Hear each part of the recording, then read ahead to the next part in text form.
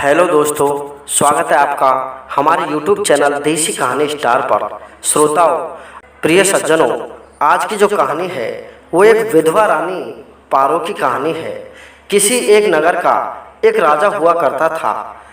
वो राजा किसी कारण से अपनी रानी के पेट में एक छोटा सा बच्चा छोड़ करके मर जाता है और उसके पश्चात रानी के राज्य पर उस राजा के पुराने शत्रु हमला कर देते हैं, क्योंकि राजा की तो मृत्यु हो चुकी थी। उसके राज्य में युद्ध करने वाला कोई नहीं था। पड़ोसी शत्रुओं ने मिलकर के सभी उस राजा के छोटे मोटे मंत्रियों को मार गिराया और उस राज्य पर अपना आधिपत्य जमा लिया। वो रानी अपने पेट में छोटे से बच्चे को लेकर के किसी दूसरे गांव में एक छोटी सी झोंपड़ी बना करके रहने लगती है, क्योंकि वो चाहती थी कि मेरे पेट में मेरे पति की निशानी रहनी चाहिए। यदि मैं मर जाती हूँ तो मेरे पति की निशानी भी मुझसे दूर हो जाएगी और मेरे पेट का छोटा सा बच्चा है, इसकी मृत्यु अकाल मृत्यु हो जाएगी। हे श्रोताओं, उस रानी पर इतने कष्ट आते हैं कि वो उस गांव में लोगों के घर झाड़ू पोंछा करके अपना जीवन यापन करने लगी। उसकी झोंपड़ी में सिर्फ 4 बर्तन थे जिनमें वो खाना बना करके खाने लगी। कुछ समय पश्चात वो एक सुंदर पुत्र को जन्म देती है और सुंदर पुत्र थोड़ा बड़ा होकर के अपनी माँ से पूछने लगता है कि सुनो माँ, मेरे पिताजी कहाँ हैं। माँ ने जवाब दिया कि बेटा, आपके पिताजी भगवान के पास हैं। कुछ समय पश्चात उसके पुत्र ने रानी पारो से एक प्रश्न फिर पूछा कि हे माता, मुझे एक बात बताओ कि हम इतने गरीब क्यों हैं और लोग क्यों नहीं हैं। तभी रानी ने जवाब दिया कि बेटा, ये तो भगवान ही जाने कि हम इतने गरीब क्यों हैं। भगवान ने हमें गरीब बनाया है, वही इस बात का उत्तर दे सकते हैं। लड़के ने मन ही मन में एक दृढ़ निश्चय किया कि हे माँ, मुझे भगवान से मिलना है। आप मुझे ये बताओ कि मैं भगवान को कहाँ पर जा कर के ढूंढूं। तभी रानी पारो कहने लगी कि बेटा, मैं दुनिया के घर झाड़ू पोंछा करके तेरा पेट पाल रही हूँ, मुझे ऐसी बातों से रुला मत। मैं तुझे नहीं बता सकती कि भगवान कहाँ है। लड़का हट पकड़ लेता है और अपनी माँ से कहने लगता है कि नहीं माँ, तुम्हें बताना ही होगा कि भगवान कहाँ पर मिलती हैं। उस लड़के से अपना पीछा छुड़ाने के लिए उस माँ ने अपने मुँह से वैसे ही बोल दिया कि भगवान यहाँ नहीं है, जंगल में मिलेंगे, लेकिन आप वहाँ पर जाना मत, क्योंकि वहाँ पर बहुत ही खूंखार जानवर रहते हैं। लेकिन लड़का तो बड़ा ही दृढ़ निश्चयी था। उसने मन में विचार कर लिया कि मैं भगवान से अवश्य मिलूंगा और उससे पूछूंगा कि हमारा घर इतना गरीब क्यों है, मेरी माँ इतनी गरीबी से कष्ट क्यों भोग रही है। श्रोताओं, लड़का अपने मन में दृढ़ निश्चय धारण करके और जंगल की तरफ चल देता है। लेकिन उस जंगल में चलते चलते उसको दोपहर हो जाती है। उसे भगवान कहीं नजर नहीं आते हैं। तेज धूप के कारण वो लड़का एक पेड़ की शीतल छांव के नीचे बैठ जाता है और अपने मन में वही विचार करने लगता है कि भगवान तो मुझे कहीं दिखाई नहीं दे रहे। मैं इस जंगल में काफ़ी देर से घूम रहा हूँ। लेकिन श्रोताओं, तभी उसी जंगल में महादेव और पार्वती घूमते हुए जा रहे थे।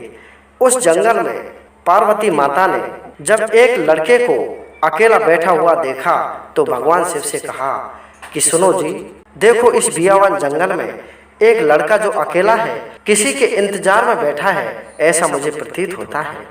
तभी भगवान शिव शंकर और माता पार्वती उस लड़के के पास में पहुंच जाते हैं और कहने लगते हैं कि बेटा, आप यहाँ पर क्यों बैठे हो। तभी उस लड़के ने कहा कि हे भगवान, मेरी माता बहुत गरीब है। मैं आपसे यही पूछना चाहता हूँ कि हम इतने गरीब क्यों हैं, हमें आप अमीर बना दो। तभी भगवान शिव शंकर कहने लगे कि आपके भाग्य में गरीबी ही लिखी है, हम आपको अमीर नहीं बना सकते। ऐसा कहकर के भगवान वहाँ से चल देते हैं। लेकिन माता पार्वती, जो हमेशा दया की सागर होती हैं, उन्होंने महादेव से हट पकड़ ली कि नहीं महादेव जी, आपको इस बच्चे की मदद अवश्य करनी पड़ेगी, क्योंकि ये बच्चा बहुत मासूम है। महादेव जी माता पार्वती को काफ़ी मना करते हैं कि सुनो पार्वती, इस बच्चे की भाग्य में यही लिखा हुआ है, जब तक इसका भाग्य नहीं बदलेगा, हम इसकी कितनी भी मदद कर दें कुछ होने वाला नहीं है। लेकिन माता पार्वती कहने लगी कि जो होगा सो देखा जाएगा, लेकिन अभी आप इसकी मदद अवश्य करो। भगवान शिव शंकर ने माता पार्वती की बात को मान करके उस लड़के को एक सोने का हार दे दिया। उस सोने के हार को वो लड़का अपने सर पर रख करके जंगल में होकर के जा रहा होता है। तभी एक चील वहां से आती है और उस लड़के के सर से उस हार को छीन करके और आसमान में उड़ जाती है। वो लड़का काफी कोशिश करता है, उसके पीछे दौड़ता है, एक आध पत्थर उठाकर भी उस चील में मारता है, लेकिन वो काफी ऊंचाई पर उड़ जाती है।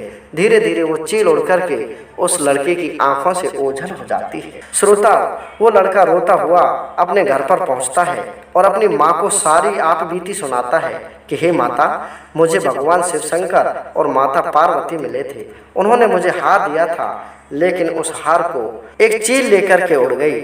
उसकी माता को उसकी बातों पर बिल्कुल भी विश्वास नहीं हुआ कि मुझे लग रहा है कि मेरा बेटा अवश्य ही झूठ बोल रहा है, और वो रानी पारो अपने बेटे की बातों को नकार करके अपने काम में लग जाती है। दूसरे दिन उसका बेटा पुनः साहस दिखाते हुए अपने मन में सोच लेता है कि आज मुझे अवश्य ही उसी जंगल में जाना है और भगवान से कुछ ना कुछ धन अवश्य लेकर के आना है। श्रोता, वो लड़का बड़ा ही दृढ़ निश्चयी था। वो तुरंत उसी जंगल में और उसी पेड़ के नीचे जाकर के बैठ जाता है जहाँ पर वो एक दिन पहले बैठा हुआ था। तभी महादेव जी ने माता पार्वती से कहा कि सुनो पार्वती, इस लड़के के भाग्य में जब तक धन नहीं है तब तक कुछ भी नहीं है, क्योंकि जो हमने हार दिया था उस हार को लेकर भी एक चील उड़ चुकी है और ये लड़का वैसा कि वैसा गरीब है और दोबारा से धन मांगने के लिए ये लड़का यहाँ पर आ चुका है। तभी माता पार्वती कहने लगी कि सुनो भगवान, इस लड़के पर मुझे बहुत दया आती है, आप इसकी एक बार मदद अवश्य करें। तभी महादेव जी माता पार्वती से कहते हैं कि सुनो पार्वती, इसके भाग्य में धन नहीं रुक सकता, इसलिए हमें अब इसकी मदद नहीं करनी चाहिए। लेकिन माता पार्वती पुनः हट पकड़ जाती हैं। तभी भगवान शिव शंकर उस लड़के को एक हीरे की अंगूठी दे देते हैं। हीरे की अंगूठी को पाकर के वो लड़का बहुत प्रसन्न हो जाता है और उसे अपनी जेब में रख करके पुनः अपने घर के लिए जाने लगता है। तो चलते चलते उसे जंगल में प्यास लगने लगती है। वो अपने चुल्लू में भरकर पानी पीने लगता है एक सरोवर के किनारे पर जाकर। तो जैसे ही वो नीचे झुकता है, वो अंगूठी उसकी जेब से पानी में गिर जाती है और उस अंगूठी को एक मछली निगल जाती है। ऐसा देखकर के वो लड़का बहुत रोने लगता है और रोते हुए पुनः अपनी माँ के पास में जाकर कहता है कि हे माता, मुझे आज भगवान ने एक हीरे की अंगूठी दी थी, लेकिन वो पानी में गिर गई और उसे मछली निगल गई। उस लड़के की बातों पर उसकी माता रानी पारो को बिल्कुल भी विश्वास नहीं होता है और उससे डांटने लगती है। कहती है कि हे पुत्र, आप मुझसे झूठ क्यों बोलते हो? आप आवारा लड़कों की तरह पता नहीं कहाँ कहाँ घूम कर के आते हो और रोजाना डांट से बचने के लिए मुझे नई नई कहानियाँ सुनाते हो। अपनी माता से डांट सुनकर के वो लड़का अपने मन में एक साहसी दृढ़ निश्चयी हो जाता है और कहने लगता है, कल अवश्य ही भगवान से कुछ धन लेकर के आऊँगा और उसे बिल्कुल भी रास्ते में अपने हाथ से नहीं हटने दूंगा और घर में लाकर ही रखूंगा। सोता और दूसरे दिन वो लड़का पुनः उसी पेड़ के नीचे आ जाता है। उस लड़के को देखकर पुनः माता पार्वती कहने लगती हैं कि हे भोलेनाथ, आप इस लड़के की सहायता एक बार और कर दो। अगर अब की बार ये लड़का निष्फल हो जाता है तो मैं आपसे कुछ नहीं कहूँगी। लड़के को भगवान शिव ने एक हीरों से भरा हुआ झोला दे दिया। हीरों से भरे हुए झोले को लेकर लड़का बहुत ही हंसता है और प्रसन्न हो जाता है और अपने मन में सोचने लगता है, इसे मैं बिल्कुल भी जंगल में नहीं रखूंगा कि कोई इसे ले जा सके। इसे सीधा मैं अपनी माँ के पास में लेकर के जाऊंगा। वो लड़का जैसे ही अपने घर पर पहुंचा तो उस घर में उसे उसकी माता नहीं मिली। माता नहीं मिली तो उन हीरों को वो लड़का एक लोटे में रख करके अपने घर के अंदर रख देता है और अपनी माँ को बुलाने के लिए चला जाता है, क्योंकि उसकी माता दूसरों के घर में झाड़ू पोंछा करने के लिए गई हुई थी।